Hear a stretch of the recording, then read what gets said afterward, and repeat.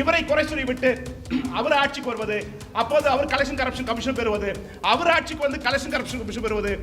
இந்த ரெண்டு திராவிட கட்சி மத்தியில இதுதான் நடந்துட்டு இருக்கு. நான் செத்தாலையும் இந்த இவங்க தான் ஓட்டு போடுவேன் மாத்தி விடுற கூட்டம் இன்னைக்கு குறைந்திருக்கிறது. திமுக அதிமுக செயற்கையாக தான் கூட்டம் கொடுக்கல, இயற்கையாக அல்ல. ஆனால் விஜய் அவர்களுக்கும் சீமான் அவர்களுக்கும் அண்ணாமலை இந்த மூன்று பேருக்கு தான் இயற்கையாக கூட கூட்டமா இருக்கு தமிழகத்தை பொறுத்தவரை. எடப்பாடி அவர்களுக்கு இந்த தமிழகம் முழுக்க சுற்றுப்பயணம் கொண்டது முழுக்க செட்டப்பா இருக்க ஒழிய 1% கூட இயற்கையா அதிமுக தொடர்பு வரல. நிறைய பேருக்கு இன்னைக்கு இருக்க புதிய தலைமுறைகிட்ட திராவிடம் என்னன்னு தெரியல.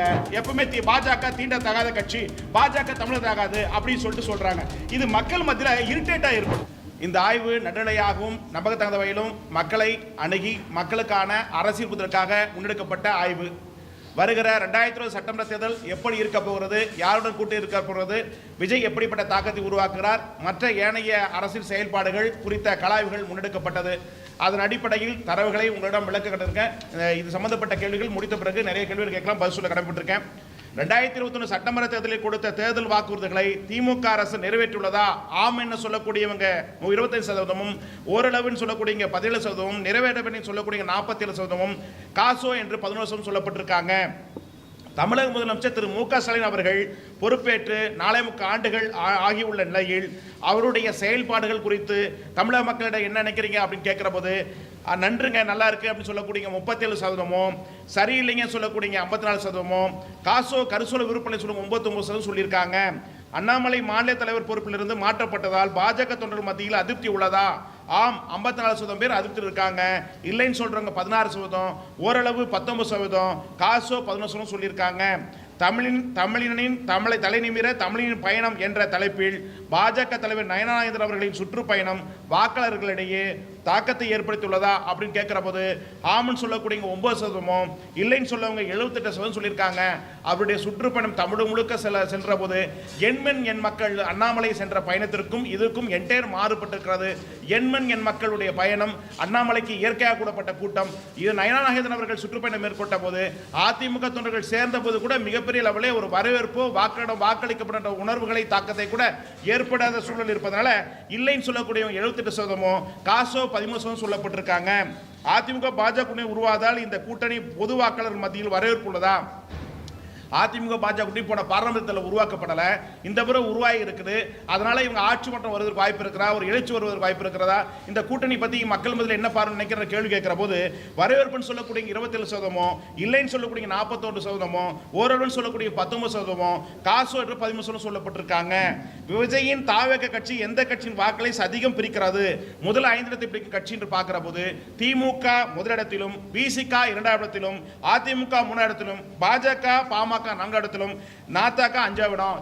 இந்த கட்சியுடைய ஓட்டுகளை தான் விஜய் பிரிக்கிறார் என்பதை முன்னாக எடுத்துக்கொள்ளலாம். அடுத்தபடியாக முன்னாள் முதல்வர் மறைந்த அம்மையார் செல்வி ஜெயலலிதா மறைவிற்கு பிறகு அதிமுக பொதுச் செயலாளராக திரு எடப்பாடி பழனிசாமி அவர்களின் பொறுப்பேற்ற பிறகு கட்சி வளர்ச்சி அடைந்திருக்கிறார் பார்க்கிற போது அதிமுக தொண்டர்களிடம் கேட்கிற போது இல்லைங்க வளர்ச்சி பெறல, அப்படிதான் அதோடு முந்தைய அம்மையார் ஆட்சி காலத்தை விட இப்போ ரொம்ப மோசமாக இருக்கு. ஆம் வளர்ச்சி பெற்று சொல்லக்கூடிய 5%, வளர்ச்சி பெறலைங்க அப்படிதான் இருக்கு அப்படின்னு சொல்லக்கூடிய 60%, ஓரளவு சொல்லக்கூடிய 5%, காசோ 10% பேர் சொல்லப்பட்டிருக்காங்க. திமுகவின் குடும்ப வாரிசு அரசியலை மக்கள் விரும்புகிறார்களா? ஆம் 29%, இல்லை 60%, காசோ 11%. துணை முதலமைச்சர் திரு உதயநிதியின் செயல்பாடுகள் குறித்து மக்களின் கருத்து என்ன நினைக்கிறீங்க கேட்கிறப்போ நன்றுன்னு சொல்லக்கூடிய 20%, மோசம் சொல்லக்கூடிய 39%, ஓரளவு சொல்லக்கூடிய 22%, காசோ 12% சொல்லப்பட்டிருக்காங்க. தாவேக தலைவர் திரு விஜய் அவர்களின் அரசியல் நிலைப்பாடு குறித்து மக்களின் பார்வையாக பார்க்கிற போது நன்றுன்னு சொல்லக்கூடிய 22%, மோசம் சொல்லக்கூடிய 53%, ஓரளவுன்னு சொல்லக்கூடிய 5%, காசோ 10% சொல்லப்பட்டிருக்காங்க. 4.25 ஆண்டுகளில் ஆளும் கட்சிக்கு எதிராக சிறந்த கருத்துக்களை பதிவு செய்யும் எதிர்க்கட்சி தலைவர் வரிசையில் முதல் 5 இடத்தை பிடிக்கும் தலைவர்கள் யார் என்று கேட்கிற போது திராவிட முன்னேற்றத்துக்கு எதிர்ப்பான கருத்துக்களை இருக்கிற எதிர்க்கட்சிகளில் சிறந்த செயல்படும் கட்சிகளினுடைய தலைவர்கள் யார் என்று 4.25 ஆண்டுகளும் அலசி பார்க்கிற போது மக்கள் சொல்வது முதலிடத்தில் திரு அண்ணாமலை அவர்களும், 2ஆம் இடத்தில் சீமான் அவர்களும், 3ஆம் இடத்தில் விஜய் அவர்களும், 4ஆம் இடத்தில் எடப்பாடி பழனிசாமி அவர்களும், 5ஆம் இடத்தில் அன்புமணி அவர்களும் இந்த 5 இடத்தை பிடிக்கிறாங்க. அடுத்தபடியாக அரசுத்துறை அதிகாரிகளின் செயல்பாடு குறித்து தமிழக மக்களிடம் கேட்டப்பட்ட போது நன்றுன்னு சொல்லக்கூடிய 20%, மோசம் சொல்லக்கூடிய 58%, ஓரளவு சொல்லக்கூடிய 12%, காசோ 10% பேர் சொல்லப்பட்டிருக்காங்க. தமிழகத்தின் புதிய இளம் வாக்காளரை கவரக்கூடிய இளைஞர்கள் மத்தியில் அதிக வரவேற்பு பெற்ற இளம் தலைவர்கள்.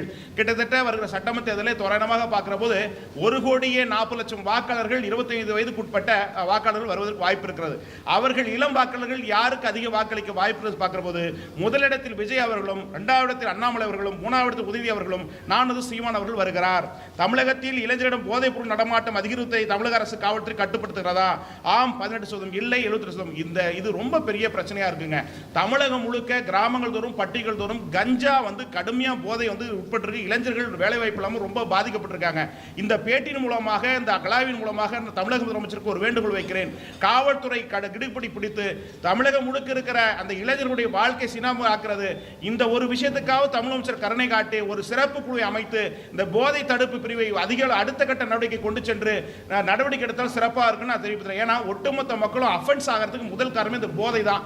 தமிழ் முழுக்க நிறைய பெண்கள் நிறைய இடங்களில் ஆய்வு செய்கிற போது என்ன சொல்றாங்கன்னா, ஐயா ரொம்ப மோசமா இருக்கு, கஞ்சா போட்டுறான், என்ன பேசுனா தெரிய மாட்டேங்குது, கெட்ட கெட்ட வார்த்தை பேசுறான், அதுக்கடுத்து ரொம்ப மிருகதமா நடக்கிறான்றது நிறைய பதிவுகளா இருக்கு.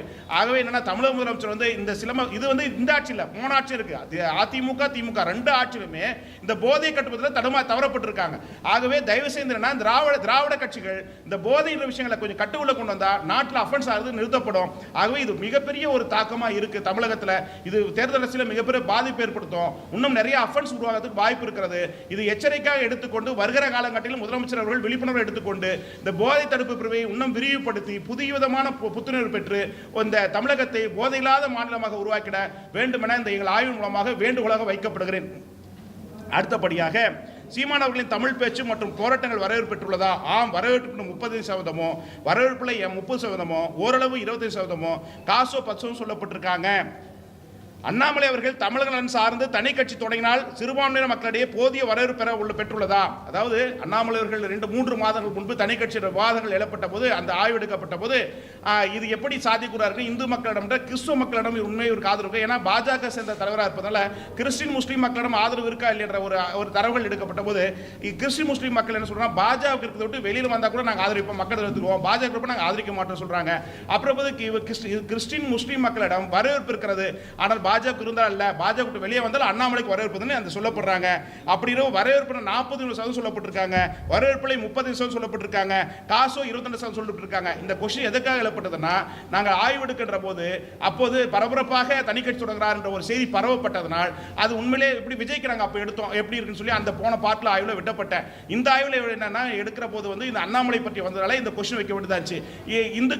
இந்துக்கள் மத்தியில் அவங்களுக்கு பரவலாக வரவேற்பு, அதில் கிறிஸ்டின் முஸ்லீம் மத்தியில் இப்படி ஒரு கட்சி ஆரம்பிச்சு வரவேற்பு இருக்கிறது. பாஜக விட்டு வெளியில் வந்தால் வரவேற்பு இருக்கிறது. அவர் தெரியாம போய் பாஜக மாட்டிட்டான்றது மக்களுடைய கருத்தாக இருக்கதா பார்க்கலாம். திரு மு.க. ஸ்டாலின் அவர்கள் 2020 சட்டமன்ற தேர்தலில் போட்டியிட்டு மீண்டும் முதல்வராக வாய்ப்புள்ளதா? ஆம், வாய்ப்பு என்று 55% பேர் சொல்லப்பட்டிருக்காங்க, வாய்ப்பில் 29% சொல்லப்பட்டிருக்காங்க, காசு 14% சொல்லப்பட்டிருக்காங்க. தாவேக தலைவர் விஜய் அவர்களின் மக்கள் சந்திப்பு சுற்றுப்பயணம் தேர்தல் அரசியல் தாக்கத்தை ஏற்படுத்துமா? ஆம் 41%, இல்லை 24%, ஓரளவு 27%, காசோ 8% சொல்லப்பட்டிருக்காங்க. பாஜக தலைவர் நயனாரின் செயல்பாடு குறித்து கட்சியினர் வரையிடையே வரவேற்பு. அவர் போட்டது மிகப்பெரிய தவறுங்க, இந்த தேர்தல் நேரத்தில் இப்படி போட்டிருக்க கூடாது, அண்ணாமலை தொடர்ந்து இருக்கணும். இப்போ நயனாதன் போட்டது மிகப்பெரிய வீழ்ச்சிங்க, நயனார் முகத்தை பார்த்து யாரும் மக்கள் ஓட்டு போட மாட்டாங்க, இது ஒரு மாநிலத்துக்கான ஒரு தலைவருக்கான பிராந்திய கட்சிகளுக்கான வேல்யூ. அப்படின்ற போது பாஜகவை சரியான நேரத்தில் வளர்க்கிற போது இது எடுத்தது மிகப்பெரிய தவறு, இது பின்னடைவை சந்திக்கும் அப்படின்னு பாஜக சேர்ந்த தொண்டர்கள் வரவேற்பு மிகப்பெரிய அளவில் பாதிப்பிற்கு 11% தான் வரவேற்கிறாங்க. வரவேற்பில் 64% பேர் பாஜக வரவேற்கல. நயனாதன் இருப்பது பிடிக்காமலே அந்த கட்சி இருப்பதாக நான் பார்க்கப்படுகிறேன். மாநில பொறுப்பினர்களோ, மண்டல பொறுப்பினர்களோ, பூத் லெவலில் சத்தியகாந்தில் இருப்பவர்களோ, இல்லை வேற அனைத்து விதமான பொறுப்பினர்கள் அனைவரும் பெயர் பொறுப்புக்காக இருக்கிறார்களோ உணர்வுபமாக இருப்பதாக அந்த கட்சி உளவியல் அடிப்படையில் பார்க்கப்படுகிறது, இல்லையாக தெரிகிறது. அந்த தொண்டர் மத்தியில் மிகப்பெரிய விரக்தியாக இருப்பதும் தென்படுகிறதா பார்க்கப்படலாம். அதாவது இன்னொரு விஷயம், பாஜக கட்டுப்பட்ட அதிமுக பாஜக இருப்பதாக கூட பாஜக தொண்டர்கள் பேசிக்கொள்வதை களத்தில் தென்படுகிறது. ஓரளவில் சொல்லக்கூடிய 8%, காசோ 17% சொல்லப்பட்டிருக்காங்க. அதுக்கு அடுத்த தேமுதிக தலைவர் விஜயகாந்த் அவர்கள் மறைவுக்கு பிறகு திருமதி பிரேமலதா அவர்களின் தலைமையிலான கட்சி வளர்ச்சி 10%, வளர்ச்சியில் 72%, ஓரளவு 5%, காசோ 13% மக்கள். அதாவது விஜயகாந்த் அவர்கள் இருந்த போது அந்த கட்சி வளர்ச்சி, தொண்டர்கள் வரவேற்பு, மக்கள் மீதான வரவேற்பு, அந்த எதிர்பார்ப்பு மறைவுக்கு பிறகு பிரேமலதா அவர் கேட்டப்படுதுன்னா கேட்டப்படலை. ஸோ அந்த கட்சி 10-10 இருக்கிற ஒரு கட்சியாக தான் இருக்க ஒழிய ஒரு பேசப்படக்கூடிய அதோட இன்னொரு விஷயம், இப்போ லேட்டஸ்டாக அந்த குரு பூஜைன்ற போது அவர் என்ன குரு பூஜை எடுக்கிற போது முத்துராமலிங்க தேவரா ராமானுஜரா? ஸோ இப்படி ஒரு ஒரு இப்போ பெரியாருக்காக நூற்றாண்டு பிறந்தநாள் விழா அப்படி கொண்டு வரும்போது அது மாதிரி கொண்டுட்டு போலவே குரு பூஜை என்ற விஷயத்தை விட இதுக்கு தமிழக தலைவர்கள்லாம் போறாங்களே, இது ஒரு மிகப்பெரிய வெட்கக்கேடுன்னு சொல்லப்படுறாங்க. இது உண்மையிலேயே ஒரு நடிகர், அவர் நல்ல மனிதர் இல்லைன்னு சொல்லல. ஆனா மக்கள் மத்தியில இந்த ஒரு பிம்பம், இந்த தேர்தலுக்காக கட்டப்படுற பிம்பமாக மக்கள் பார்க்கப்படுறாங்க. இந்த குரு பூஜையை தவிர்த்திருக்கிறது நல்லதா இருக்கும் தேமுதிக. ஏன்னா அப்படி ஒன்றும் முத்துராமலிங்கர் போலவோ ராமானுஜ போலவோ இல்ல வந்து மற்ற சுந்தரப்பட்ட பாடப்பட்ட தியாகி போல ஒரு கட்டம் கட்டுவது தவறு என்று சொல்கிற போது விஜயகாந்தை நடிகராக மட்டும்தான் பார்க்கிறாங்களே, நல்ல மனிதராக பார்க்கிறாங்க. ஆனா குரு பூஜை நடத்துறதுக்கு உகந்தவராக கிடையாது. இந்த அம்மையா அவர்கள் தன்னுடைய லாபத்திற்காக விஜயகாந்தை அசிங்கப்படுத்துவதாக மக்கள் பார்க்கிறாங்க. தமிழகத்தின் எதிர்க்கட்சி தலைவர் திரு எடப்பாடி பழனிசாமி அவர்கள் அரசுக்கு எதிரான செயல்பாடு குறித்து என்ன நினைக்கிறீங்க என்று கேட்டபோது, நன்றி சொல்லுங்க 25%, மோசம் சொல்லி 46%, பரவாயில்ல 20% சொல்ல முடியல. இதுல ஒரு விஷயம் என்னன்னா, தமிழகம் முழுக்க கேட்கிற போது திமுக அரசுக்கு எதிர்ப்பான கருத்துக்களையோ போராட்டங்களையோ முன்வைக்காம இந்த நம்ம கிராமத்துக்குள்ள புருஷன் பொண்டாட்டி பிரச்சனை இருக்கும். எப்ப பார்த்தாலும் புருஷன் பொண்டாட்டி ஒண்ணு சேருவாங்களா சேர மாட்டாங்களா, இல்ல விவாகரத்து வாங்கிக்க மாட்டாங்களா அப்படின்ற கதையில ஓபிஎஸ் தினகரன் சேருவாங்களா சேர மாட்டாங்களா, சசிகலா மறுபடியும் சேருவாங்க. இந்த வட்டத்திற்குள்ள தான் அரசியல் சென்று கொண்டிருக்கல. மக்களுக்கான அரசியல் இங்க நடக்கல.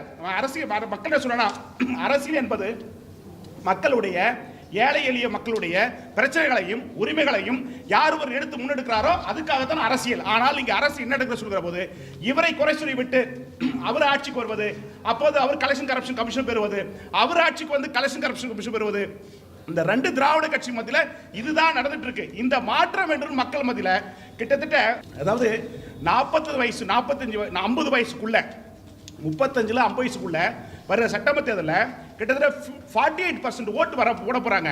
அந்த 48% ஓட்டு வந்து பாத்தீங்கன்னா, சோ மாற்றத்துக்கான மக்கள் இந்த மண்ணில் 5ஆம் தலைவர்களுக்கு அரசியலுக்கான புரிதல் வந்திருக்குன்னு பார்க்கலாம். நான் செத்தாலையும் இந்த இவங்களுக்கு தான் ஓட்டு போடுவேன் மாத்தி விடுற கூட்டம் இன்னைக்கு குறைந்திருக்கிறது. அது கிட்டத்தட்ட 1,20,00,000 வாக்குகளை கொஞ்சம் தாண்டலாம், அவ்வளவுதான். சோ இப்ப புதிய தலைமுறைக்கான வரவேற்பு கூட்டத்தால் தான் செயற்கையாக திமுக அதிமுக செயற்கையாக தான் கூட்டம் கொடுக்கல, இயற்கையாக அல்ல. ஆனால் விஜய் அவர்களுக்கும் சீமான் அவர்களுக்கும் அண்ணாமலை இந்த 3 பேருக்கு தான் இயற்கையாக கூட கூட்டமா இருக்கு தமிழகத்தை பொறுத்தவரை. எடப்பாடி அவர்களுக்கு இந்த தமிழகம் முழுக்க சுற்றுப்பயணம் கொண்டது முழுக்க செட்டப்பா இருக்க ஒழிய 1% கூட இயற்கையா அதிமுக தொடர்பு வரல. அவர் 10ஓடு 10 ஒரு கட்சியாக எம்ஜிஆர் அவர்கள் ஜெயலலிதா அம்மையா அவர்கள் வளர்த்த இயக்கத்தை இன்றைக்கு மண்ணோடு மன்னரை சாய்க்கிற வகையில் 10இல் ஒரு கட்சியாக இன்னைக்கு செயல்படுத்திக் கொண்டிருக்கிறார். இது தொண்டர்களை ஏமாற்றி தன்னை ஏமாற்றி கொண்டு ஆட்சி கொண்ட பொய்யான முகத்தை கட்டிக்கொண்டு மக்கள் மத்தியில் பேசப்படுறாங்க. அப்படி பார்க்கிற போது இந்த 4.25 ஆண்டுகளா எடப்பாடி பழனிசாமி அவர்கள் கட்சிக்கு எதிர்ப்பான செயல்பட்டதை விட சின்னம் கட்சி அதுக்கடுத்து தினகரன் ஓபிஎஸ் சசிகலா இதை சுத்திய அரசியலிலே அதிமுக போய் கொண்டு பாமர மக்களும் புரிந்து கொள்றாங்க. திமுக ஒரு பெரிய பிளஸ் இதுதான். அதே மாதிரி அதிமுக எடப்பாடி பழனிசாமியுடைய தலைமையை சரியா அதிமுக தொடர்ந்து ஏற்க மாட்டேங்கிறாங்க. அதாவது கிராமத்தில் என்ன சொல்றாங்கன்னா, ஆட்சிக்கு வந்து இவங்க பெருசா செய்ய போறது இல்லைங்க, வந்து திருடுதான் போறாங்க, அப்படியே சேர்ந்து திருடிட்டு போடுதுன்னு அதுக்கு எதுக்கு ஓபிஎஸ் சசிகலா வேணான்னு சொல்றது, சமய நோக்கத்திற்காக நாட்டை சீர்படுத்துற நோக்கத்துக்காக இது பண்ண கிடையாது. அப்படின்ற போது எல்லாம் சேர்ந்து கட்சி எடுத்துட்டு போலாமே அப்படிதான் அந்த அதிமுக தொடரில் இருக்காங்க. அப்படி இப்போ வேலுமணி கூட பரவாயில்லைங்க, போச்சுலாத கூட நாங்கள் அனைவரும் கூட அவர் எல்லாம் அரவணைச்சு போவார். ஆனால் எடப்பாடி சுயநலமாக கட்சி அளிக்கிறான்றது அந்த அதிமுக தொடர் முதல்ல பரவலாக பேசப்படுகிறத புரியலாம். இது வந்து எலெக்ஷன் நேரத்தில் 2020 சட்டமன்றத்தில் மிகப்பெரிய பாதிப்பு அதிமுக பின்னாடி ஏற்பட்டு 3வது போற அளவுக்கு ஒரு பெரிய சூழ்நிலை வருவதற்கான வாய்ப்பு இருக்குதா பார்க்கலாம். திமுக அதிமுக மாற்று கட்சியாக விஜயின் தாவ கட்சி என்று மக்கள் நினைக்கிறார்களா என்று பார்க்கிற போது ஆமன் சொல்லக்கூடிய 29%, இல்லைன்னு 44%, ஓரளவு 17%, காசோ 10%. திமுக மாற்று கட்சியாக பார்க்கல, திராவிட கட்சிக்குள்ள தான் பிரிச்சுறாங்க. திமுக கூட்டணியுடைய ஓட்டுகள் இன்னைக்கு புரிஞ்சுங்க. என்னுடைய ஆய்வு தான் கடைசியா இருக்குன்னு நினைக்கிறேன். அடுத்த கட்ட வேற நகரம் நோக்கி போறேன். அதுல ஒரு விஷயம் தெளிவா சொல்றேன். திமுக கூட்டணியுடைய ஓட்டுகள் 13% வாக்குகள் போகிறது.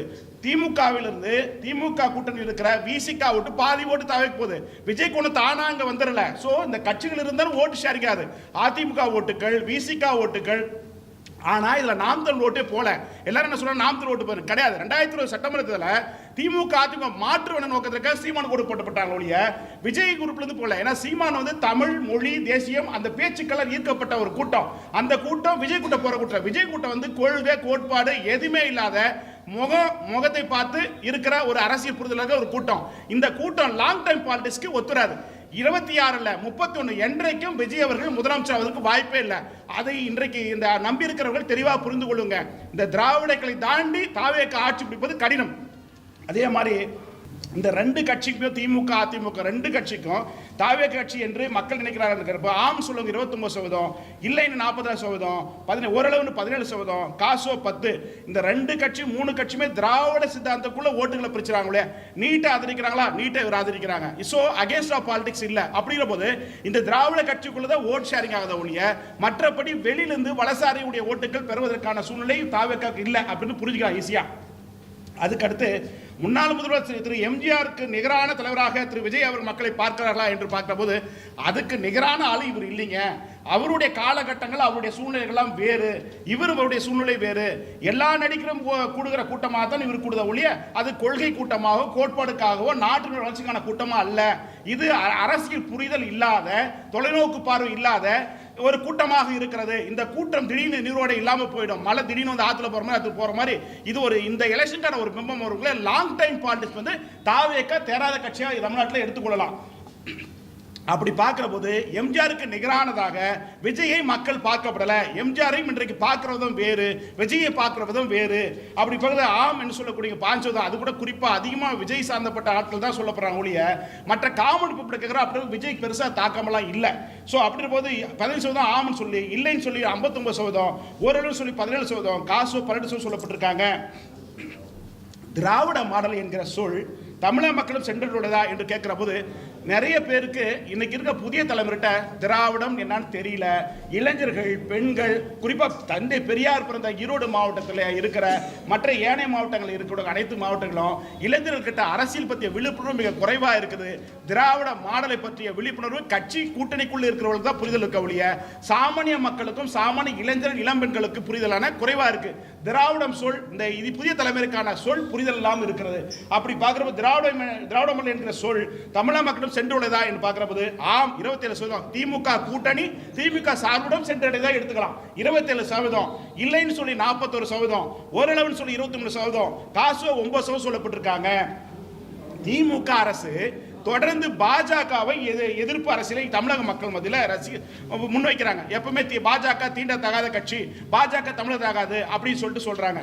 இது மக்கள் மத்தியில் இரிட்டேட்டா ஏற்படுது. ஸோ அப்படி ஒன்றும் பெருசா வந்து இதுல ஆம் 23%, இல்லை 52%, ஓரளவு 17%, காசு இது அரசியலுக்காக சொல்லப்படுறாங்க. இவரை அவரு பிடிக்காது. Understanding A team B team சொல்றோம். அதிமுகவும் அதிமுகவும் திமுகவும் இரண்டு பேரும் சகசியமாக பாஜக உடன்பாடாக தான் இருக்காங்க. சாமானியனுக்கு புரிதலாக இருக்கிறது. ஆகவே இன்றைய அரசியல் மக்களுக்கு அரசியலாம ஒரு மக்கள் முன்னேற்றத்துக்கான அரசியலை முன்வைத்தால் பரவாயில்ல, அரசியல் இங்க நடக்கலன்னு எடுத்துக்கலாம். அதுக்கு அடுத்தாக திமுக அரசினுடைய 4 ஆண்டு அரசியல் செயல்பாடு பார்க்கிறப்போ திருத்தி சொல்லக்கூடிய 16%, அதிருப்தி சொல்லக்கூடிய 49%, ஓரளவு 26%, காசு 9%. அதாவது அதிமுக ஆட்சி எப்படி அதிருப்தி இருந்தாங்களோ அதே நிலைக்கு தான் இன்னைக்கு இருக்காங்க. ஆனா தேர்தல் அரசியல் இது மாறும். ஸோ அப்படி எடுத்துக்கலாம். திமுகவுடைய அரசியலுடைய செயல்பாடு இப்போ மோசமாக இருக்கு. அதே 4 வருஷத்துக்கு முன்னாடி ஏடிஎம்கே அதே பேட்டர்ன் தான். ஸோ போன ஆட்சியில் என்ன கலெக்ஷன் கரப்ஷன் வாங்கினாங்களோ அதே பேட்டர்ன் தான் இன்னைக்கு வாங்குறாங்க. எனக்கு ஒரு கேள்வி, ஒரு அரசியலாளராக 25 ஆண்டுகளை அதை பார்த்துட்டு இருக்கேன். இவங்கள மாத்தினா அவங்க சொல்றாங்க, அவங்கள மாத்தினா சொல்றாங்க ஒழிய மாற்றமே இங்க உருவாகல. திராவிட 2 திராவிடம் மாறி போயிட்டு இருக்கு. ஒரு ஆய்வாளர் உள்ளபடியே வருத்தப்படுறேன். கலெக்ஷன் கரப்ஷன் கமிஷன் ஆட்சி இன்றான் முதல்வர் சொன்னார் அன்னைக்கு கிருஷ்ணகிரியில. இன்னைக்கு இந்நாள் முதல்வர் எதிர்க்கட்சி தலைவர் என்ன சொல்றாருன்னா இது கலெக்ஷன் கரப்ஷன் கமிஷன். ரெண்டு பேருமே சேம் பேட்டர்ன். இது மக்களுக்கு புரிதல் இருக்கு, வியாபாரிகள் வருத்தப்படுறாங்க. ரெண்டு ஆட்சியுமே இதே பேட்டர்ன் தாங்க. தொழில் பண்ண முடியல, ரயில் எஸ்டேட் மட்டும் முடிஞ்சு போச்சு. இந்த தொழில் சார்ந்த அத்தனை பேரும் வருத்தப்படுறாங்க. ஆகவே தயவு செஞ்சு இந்த கலெக்ஷன் கரப்ஷன் கமிஷன் வார்த்தை தமிழ்ந்து எடுத்து அந்த வார்த்தையை இந்த தமிழ்நாட்டிலிருந்து எடுத்துட்டா சிறப்பாக இருக்குன்னு சொல்லி பார்க்குறேன். அதாவது கடனை வலுக்கட்டாயமாக வசூலித்தால் சிறை என்கிற மசோதாவை தாக்கல் செய்த துணை முதல்வரின் திட்டத்திற்கு வரவேற்புள்ளதா? இதை உருப்படியாக பாராட்டுறாங்க. ஏன்னா தமிழ்நாடு முழுக்க கடனால் பாதிக்கப்பட்டு ரொம்ப கஷ்டப்படுறாங்க. அப்படி பார்க்குற போது வரவேற்புன்னு சொல்லக்கூடிய 62%, வரவேற்பு சொல்லி 13%, ஓரளவு சொல்லக்கூடிய 14%, காசோ 11% போடப்பட்டிருக்காங்க. சீமான் அவர்கள் வருகின்ற சட்டமன்ற தேர்தலில் சட்டமன்ற உறுப்பினராக வேண்டும் என்று விரும்புகிறார் தமிழக மக்கள். ஆமாங்க, வெளியிலே பேசியிருக்காருங்க. இவர் போய் உள்ள சட்டமன்றத்துக்குள்ள பேசுறாங்க, புரிய வரும். அந்த சட்டமன்ற மரபு உட்பட்டாலும் தெரிய வரும். அதனால இவர் நாட்கள் சட்டமன்றத்துக்குள்ள போனுங்க, அப்பதாங்க இருக்குன்னு சொல்லி மக்கள் பரவலா சீமான் அடுத்த சட்டமன்ற போன்ற விருப்பப்படுறாங்க. அப்படின்ற போது மிகவும் அவசியம் சொல்லக்கூடிய 69%, தேவைன்னு சொல்லக்கூடிய 17%, காசு 14% சொல்லப்பட்டிருக்காங்க. திமுக தலைவர் திரு மு க ஸ்டாலின் அவர்களுக்கு பிறகு, அதாவது திமுக தலைவர் கலைஞருக்கு பிறகு திரு மு க ஸ்டாலின் அவர்கள், அதுபோல் திமுக தலைவர் திரு மு க ஸ்டாலின் அவர்கள் வயது மூப்பாகிறது. ஒரு கால் அவருக்கு பிறகு பார்க்கிற போது திமுக அடுத்த இடத்தை பின்னப்பதற்கு அதிக தகுதி பெற்றவராக திரு கனிமொழி அவர்கள் 49%, உதயநிதி ஸ்டாலின் 36%, சபரீசன் 13%, காசோ 10% சொல்லப்பட்டிருக்காங்க. அதாவது எப்படி புரிந்து எடுத்துக்கன்னா, முதல்வருக்கு அடுத்தபடியாக அந்த இடத்தை பிடிக்க யார் வரணும் அப்படின்ற போது முதலமைச்சராகவோ இல்ல தலைவராகவோ யார் வரணும் பார்க்கிற போது அந்த திமுக தொண்டர்கள் மத்தியிலே பெரியார் சதத்தை ஒழுங்காக இன்னைக்கு வரையும் கடைபிடிக்கிற கனிமொழிகள் வந்தா சிறப்பா இருக்குன்னு சொல்லி அந்த கட்சி திமுக தொண்டர்கள் மத்தியிலே திமுக தலைவர் ஸ்டாலினுக்கு பிறகு கனிமொழி வரணும் விரும்புறாங்க. அதுக்கு அடுத்தபடியாக உதயநிதி இருக்கிட்ட தப்பு இல்லை அப்படின்றது திமுக தொண்டர் மத்தியில் பரவலாக இருக்கிறது. வருகிற சட்டமன்ற தேர்தலில் நான்முனை போட்டியிடுவதற்கு வாய்ப்பு இருக்கான்னு கேட்கிற போது வருகிற சட்டமன்ற தேர்தலில் தற்போதைய அரசியல் சூழலின்படி 4 அணிகள் உருவாக வாய்ப்பு இருக்கிறது.